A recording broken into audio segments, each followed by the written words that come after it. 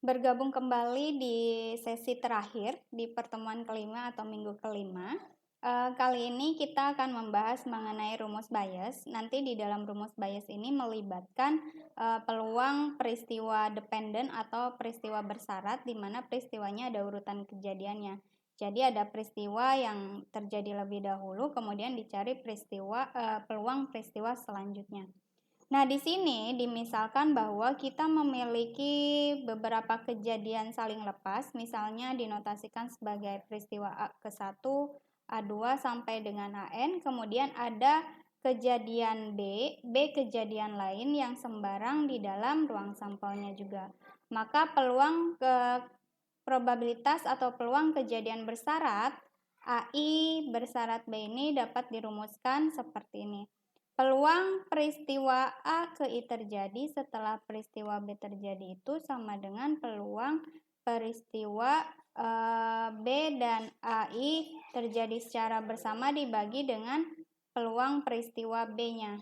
Nanti nilainya tadi sudah saya sebutkan bahwa ada kejadian A1 sampai dengan AN, sehingga ini adalah peluang spesifiknya, yaitu peluang peristiwa B terjadi ketika A terjadi lebih dahulu dikalikan dengan peluang peristiwa A ke I.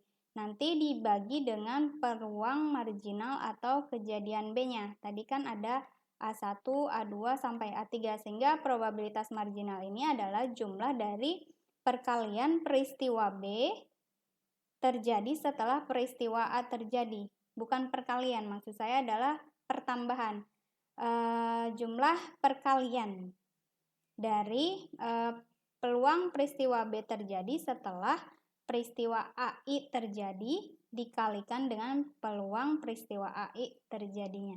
Nah, contohnya seperti ini. Kita memiliki beberapa mesin di sebuah perusahaan, misalnya ada mesin A, mesin B, mesin C, kemudian masing-masing memproduksi 20%, 30%, 50% dari total produksi. Nah, dari pengalaman ternyata diperoleh informasi bahwa dari mesin A terdapat 5% produk yang rusak, kemudian dari mesin B terdapat 4% produk yang rusak, kemudian dari mesin C terdapat 3% produk yang rusak. Nah, bila sebuah produk diambil secara acak dan ternyata rusak, yang ingin diketahuinya adalah berapa peluang bahwa produk yang rusak tersebut berasal dari mesin A. Nah, di sini ada peristiwa A, B, C, kemudian masing-masing memproduksi peluangnya. Peluang A-nya adalah 0,2, kemudian peluang B-nya 0,3, peluang C-nya 50%, kemudian peluang rusaknya berdasarkan masing-masing mesinnya. Tadi disebutkan peluang mesin A memproduksi 20%, berarti peluang A-nya 0,2. Kemudian mesin B memproduksi 30%, berarti peluang B-nya adalah 0,3. Mesin C memproduksi 50%, berarti peluang mesin C-nya adalah 0,5. Kemudian untuk peluang rusak berasal dari mesin A, bukan berasal dari mesin A, tapi mesin A menghasilkan produk yang rusaknya tadi adalah 5%.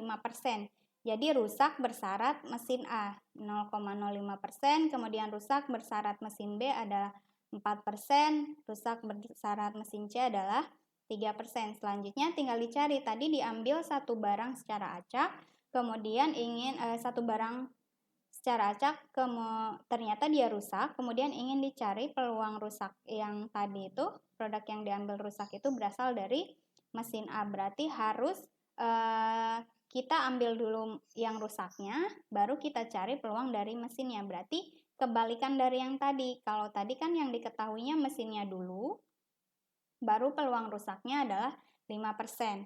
Nah, kalau sekarang rusaknya dulu, baru dicari dari mesin mana dulu. Dari mesin A, apakah dari mesin B, apakah dari mesin C.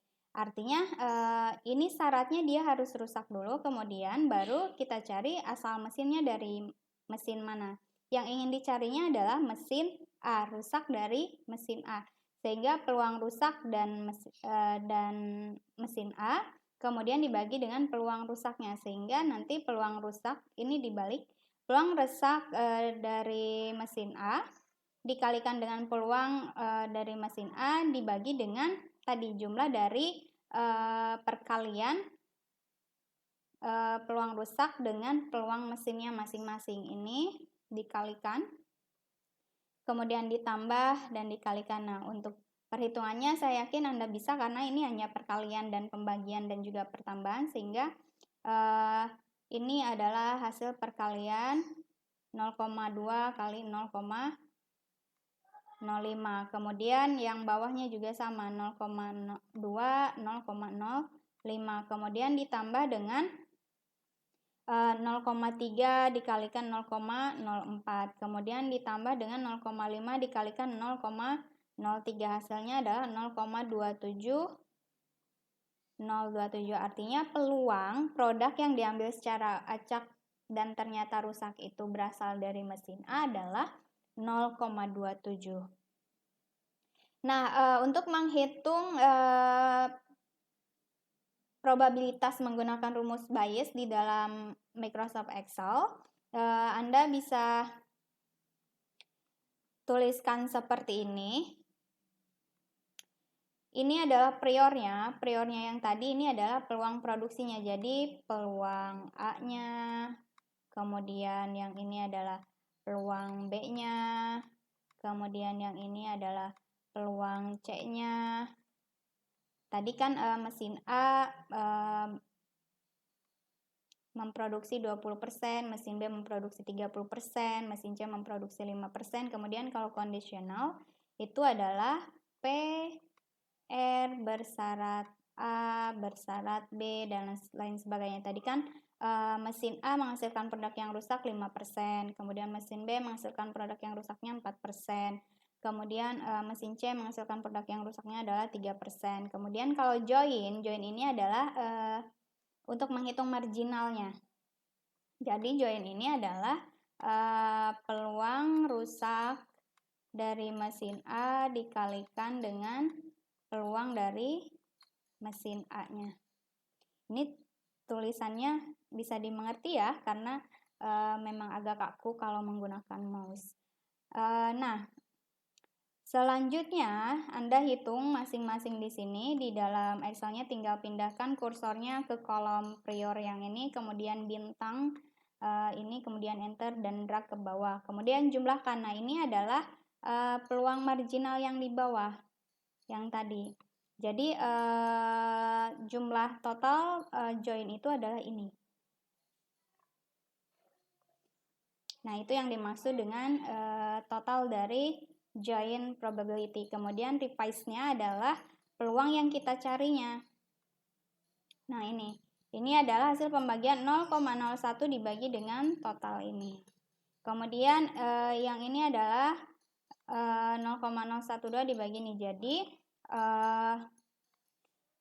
peluang sebuah produk yang diambil secara acak dan dia rusak berasal dari mesin A adalah 0,27, kemudian yang rusak secara acak diambil secara acak berasal dari mesin B adalah 0,32, kemudian yang rusak berasal dari mesin C yang diambil secara acak adalah 0,405 maksud saya. Nah, itu adalah salah satu cara yang paling simpel ketika kita akan menghitung probabilitas menggunakan rumus Bayes di dalam Excel-nya.